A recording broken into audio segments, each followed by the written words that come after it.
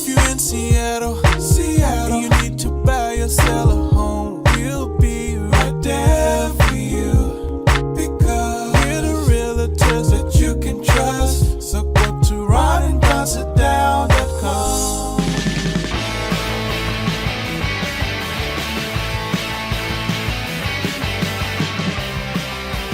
You're listening to The Ron and Don Show on the Ron and Don Radio Network. Hey, you guys, what's going on? And welcome to the real estate edition of the Ron and Don Show. And before we get going, we got to welcome a brand new partner, a brand new advertiser to the Ron and Don Show. Ron, we have people calling us all the time saying, I'm thinking about a bridge loan, or I'm thinking about refinancing, or I'm thinking about upsizing, downsizing, but I need access to money. I need access to a great mortgage person.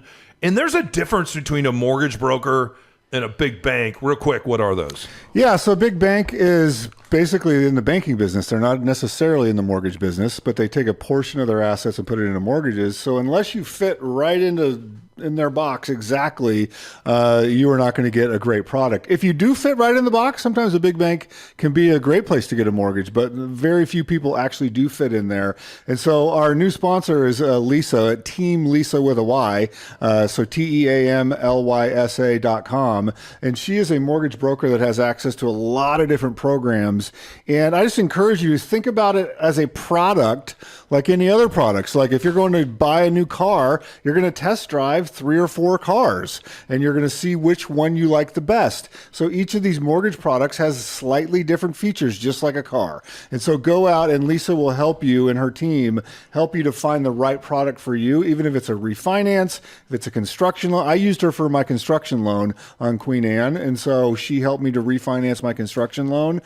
And we have clients, Bob and Sandy, use them to buy a new house up in Snohomish. We're closing on that by the time you hear this episode. And so they are very, very good. And go to teamlisawithany.com. Yeah, and the important thing is, too, on the weekend, if we get a couple deals going and someone makes an offer and we're the realtor or the agent on the other side of the table, and let's say you've used a big bank, we have no way to call the big bank and find out if this particular loan has been underwritten.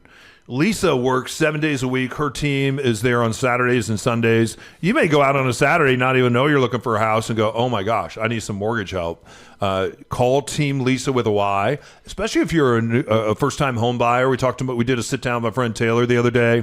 He and his wife sat down with her, and now they know what they qualify for. So when it's time to go shopping, which we'll probably do some shopping this summer, they're ready to go because they've already done their underwriting. Anytime you've done your underwriting, you have leverage, and I know leverage is something you want to talk about today. Anyway, Team Lisa with a Y, so that's teamlisa.com.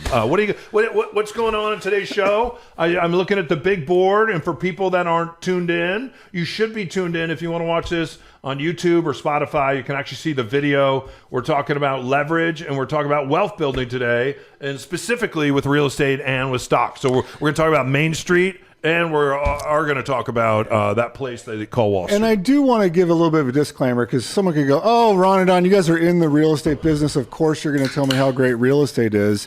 But for all honesty, we did most of our careers in radio, and both of us grew up in pretty similar households in Albuquerque, New Mexico as kids.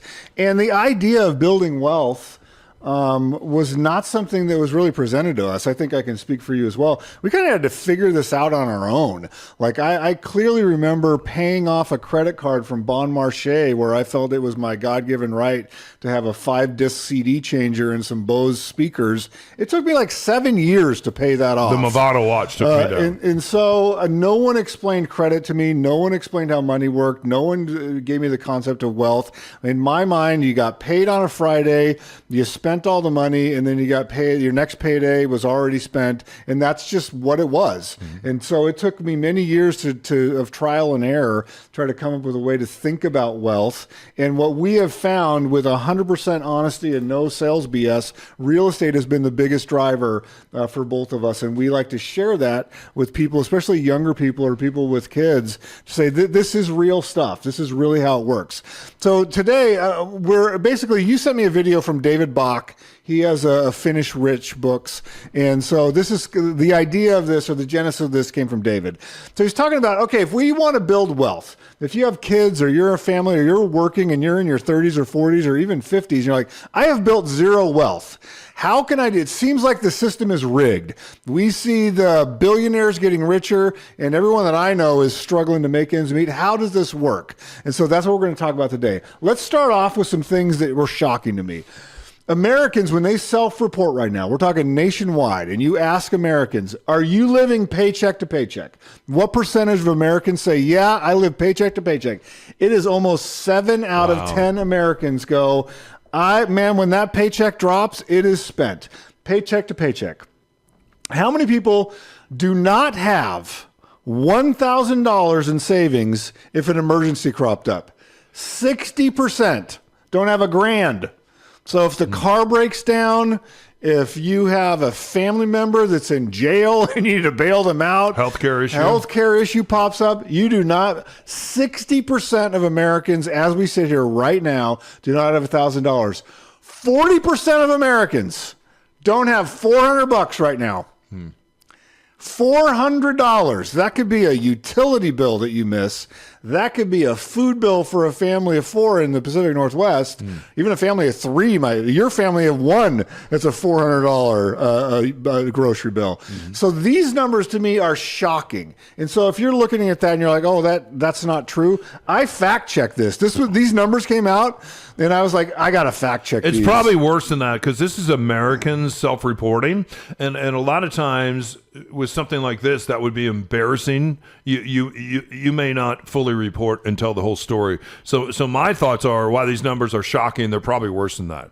So if you're trying to get from here to build some wealth, there are 2 reliable things accessible to the average everyday person. Most of us don't get a big swath of Amazon stock options. Most of us are not getting a big dividend from a tech employer. Most of us are not getting an AI programming job that's pulling down $500,000 a year. Most of us are out working a regular job. We want to build wealth. So the thing that David brought up, which I thought was interesting, is there are 2 sectors for the average American that all the momentum goes into. All of the laws, all of the legislation, all of the financial momentum is either in the stock market or in real estate.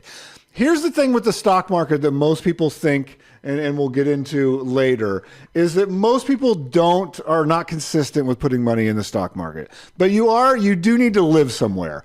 So one of the things that he brought up is this thought of when you're young, and we've even done sit downs recently where someone's like, yeah, I want to preserve my freedom.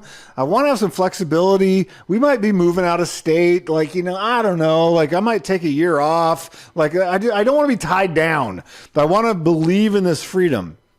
If you went in and you talked to the average person, the average renter's net worth, so this is a net worth thing. The average person that's a renter in their 20s, 30s, 40s, and beyond, their net worth is $10,000 on average. The average homeowner, someone that owns a home, their net worth is $400,000, 40 times more. The only difference is this person is a renter, this person is an owner. And so why is that? It's because when you're young and you got your first good job and you think, oh, I'll just put money in the stock market every month. You never do it. You eventually go out and you're looking for a place to live and you go, I'll get a little bit more than I want to spend because I really like this place and the amenities. And then you go to get your car loan. You're like, I really kind of want the SE model instead of the base model. I deserve it. And so I deserve it. And then you go, why? I'm going to go to Europe because why shouldn't I go to Europe? I'm going to go to Coachella and have some vacation. What, I'm never supposed to eat out? Mm-hmm. And so you end up spending all of your money and you never actually sock aside that money into the stock market. And then you end up in your 40s or 50s. You're like, I have no net worth. So just by buying instead of owning, you 40x your net worth on average. All right. That's an incredible stat.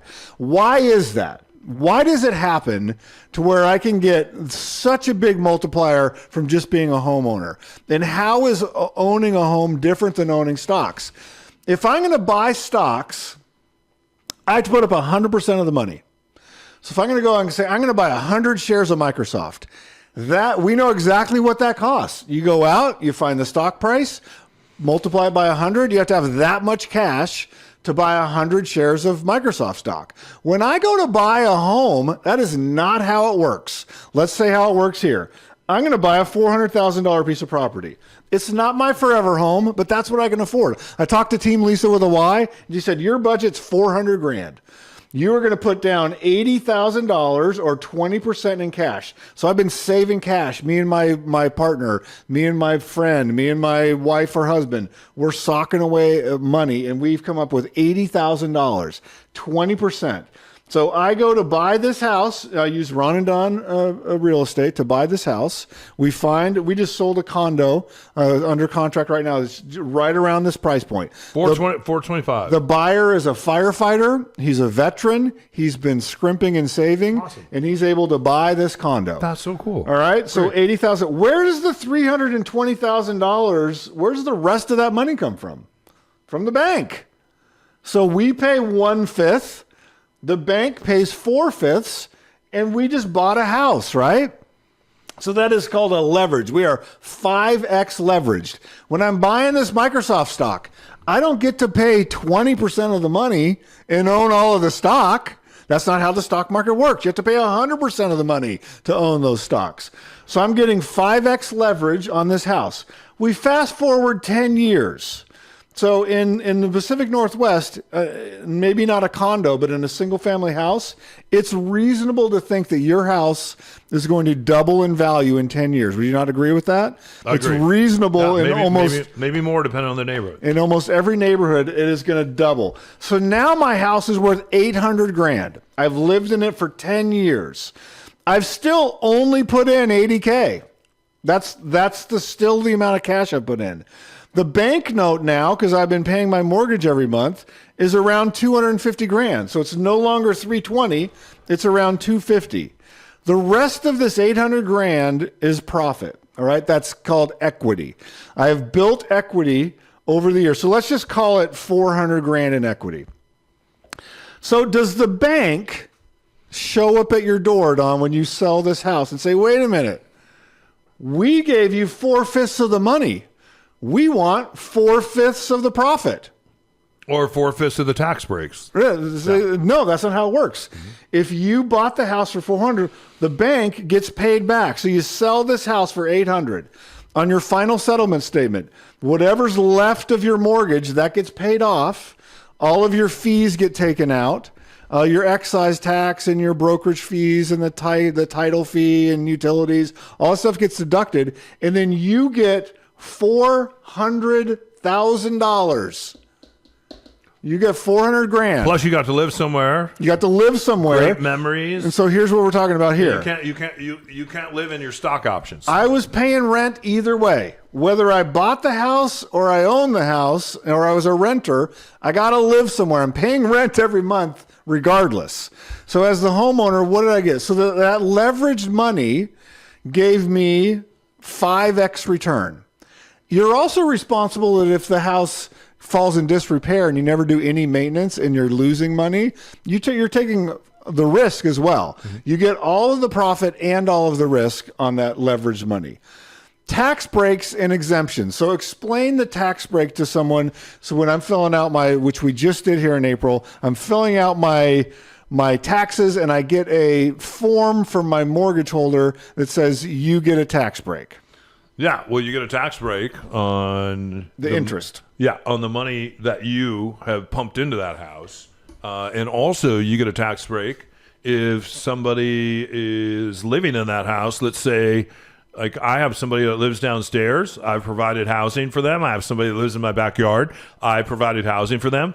I get all kinds of tax breaks because not only on the mortgage that I'm paying, I get a tax break on the mortgage and the mortgage interest.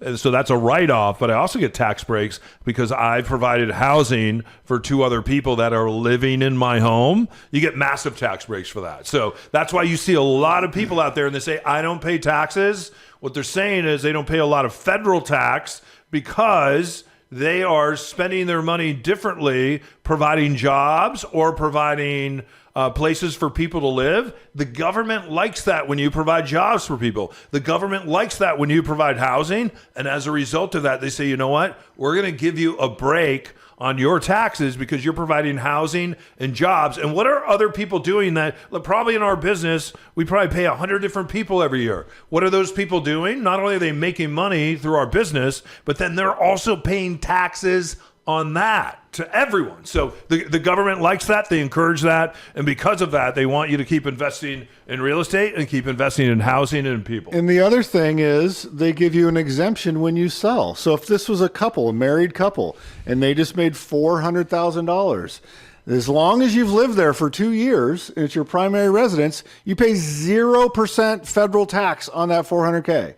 So the government is making it exempt for you, $250,000 if you're single, $400 or $500,000 if you are a married couple, $500,000 tax free. You just put that in your bank account, or you can invest it into the next home. Like you said, you've also lived there, and then this myth is so true. Of course, there are people that are disciplined enough and set up an automated account to put money in the stock market every month.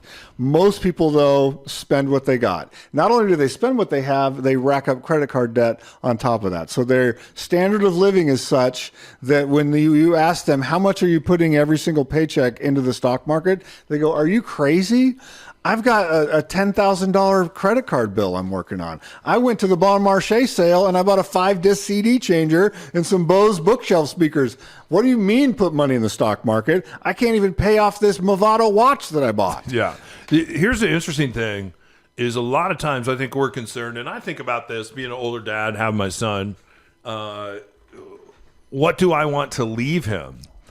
And sometimes instead of leaving your child possessions or leaving them a home or leaving them a bank account, you could leave them an education. So he works around the house, he makes a certain amount of money, and since he was younger, that certain amount of money goes into a brokerage account with his name on it. For the money that's being invested in that account, he'll get that account. It's a custodial account that he'll get when he's 25. As long as he never touches that money. If he doesn't, and I've only put hundreds and it'll end up being thousands, but it won't be hundreds of thousands. It'll be tens of thousands I put in this account. That account, if he never touches it and never puts another dime in it, will be worth $1.2 million. At the age of 25, if he continues to put $200 a month in this particular account like I do for him and just continues to do what I'm doing for him and waits till he's my age, he'll have close to $4 million in that account. But you're talking about 700 years of appreciation. Yeah. If he waits till your age. Yeah, but so 59, the point being, sometimes the best thing that we can do, because we can educate our kids now about building wealth. They can watch it on their phones. You can open up a Fidelity account. You can open up a Robinhood account, and they can see it and they can learn. It's that whole Jesus thing about, do I keep giving you fish or do I teach you to fish, right? And this is teaching them to. It's kind of doing both. You're kind of doing both. So I think there's so many tools out there now that we have. Think about this. I did a little experiment the other day, and I looked at the amount of money over the course of my life that I put into Social Security. If I would have taken that money and instead of giving it to the government, I would have taken that money and invested that money in a simple S&P 500 account. Do you know how much money I would have at my retirement? And your jail cell for being tax evaded? Do you know how much money I would have? I would say a couple million at least. $18 million. Yeah. $18 million. But this is what the government knows. They know that we won't do that. I grew up in a church, and there were a lot of ministers around me, and what ministers could do is you could opt out of Social Security. And the idea was you could opt out of Social Security if you were a minister, but then you would take that money and you'd invest that money somewhere else. I think of 4 or 5 different ministers I know that opted out, and now they're my age. They have no money. They have no savings because they never did. That's just what I was going to say. Never did it. If you find yourself closer to this than to this, like, let's do a Ron Don sit down. Don and I really want to help you create this equity. And so even if you're in your 40s, even if you're probably in your 50s, it's not too late. You can start with you the may be home 40, loan. it's never too late. And so let's get you going on this path. So we don't want you to be someone whose net worth is 10 grand. Like, we really don't. We don't want you to be in a spot where $400 could be the difference. Let's figure it out and get you into home ownership. And like I said, that first home doesn't have to be your forever home. Doesn't have to tick every box. You just need to get in the game so that you are building this equity. You're using that leverage money to get yourself in a better spot. And I would say, and we see more parents doing this now and grandparents. How does it work when it comes to loan money? Who can give a gift as a down payment to someone, and who can't? I mean, anyone can give a gift. You just have to declare it and let the seller know that you're receiving gift funds. Yeah. So you may be saying to yourself, hey, I'm going to, like, I think of my grandmother. She had a little bit of money she was going to give my mom and give her sister. And she held all that money back until she died. And when my mom really needed the money and could have invested that money, was a lot earlier in her life when my dad split. She could have used that money, right? But she didn't get that money till later, way later in life, when she really didn't need the money, when she was already on the other side of raising 4 kids. Her life had become stable. She got married. She's able to start saving really, really late in life. But my mom has done very well, and I'm very proud of her for that. Think about if you're in a situation where you're a parent or a grandparent, and you're thinking about, well, down the road when I'm no longer here, I'm going to give a specific amount of money away, or stock options, whatever that is. Talk to your financial advisor. Think about doing some of that now. We see sometimes young people come to the table and they need an extra $80,000, and they get it from mom and dad, or they get it from grandparents. And that was money that was typically going to be given them when they were no longer here anyway. And they said, you know what, I'm going to help give you some more leverage so that you can buy a house now at a cheaper price. So later on down the road, this thing will just continue to grow. We've even had, I have done a deal where it was a dad and a daughter that are on the title together. And so she's going to get all the equity, but he basically went on the deal with her. So you can do it that way. So if you want to do this, reach out to us, ronanddonsitdown.com. You can email me directly, ron@ronanddon.com. Before we get out of here, understanding your leverage, it's really good to sit down with a mortgage person, and that's why we're pretty pumped to team up with Team Lisa. Is it teamlisa.com? Team Lisa with a Y, TEAMLYSA. So teamlisa.com, make sure you put the Y in there, teamlisa.com.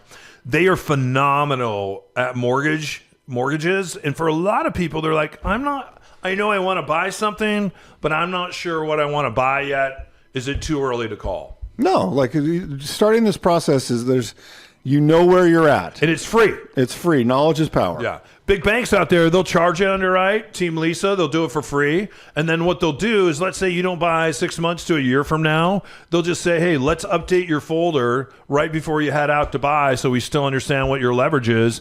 And then boom, you're ready to go. I will tell you again, as a real estate agent, when I'm sitting across the table and I'm looking at different offers that came in on a deal, I'm always going to pick the offer that's been underwritten and not the one that has been kind of underwritten but not really. And those are usually from some big banks out there. So make it easy on yourself, understand your leverage. And what you might do is go in and say, wow, my credit score is not what I thought it was going to be. Team Lisa can help you say, well, we need to come up with some strategies to repair this credit score. So in a year from now, when I go to buy a home, I'm ready to go. They can help you with some strategies on that too. So Team Lisa with a Y, that's teamlisa.com.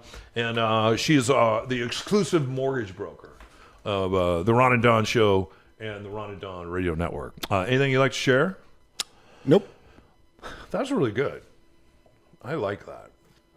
I am amazed that if you gave people the opportunity to say, we're no longer going to collect Social Security.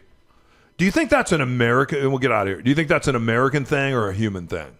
We're no longer going to charge you Social Security, so you have the freedom to take that money and control it yourself, and you can do whatever you want to do. What do you think? That's what they did with the 401k. How'd that go for most people? Yeah.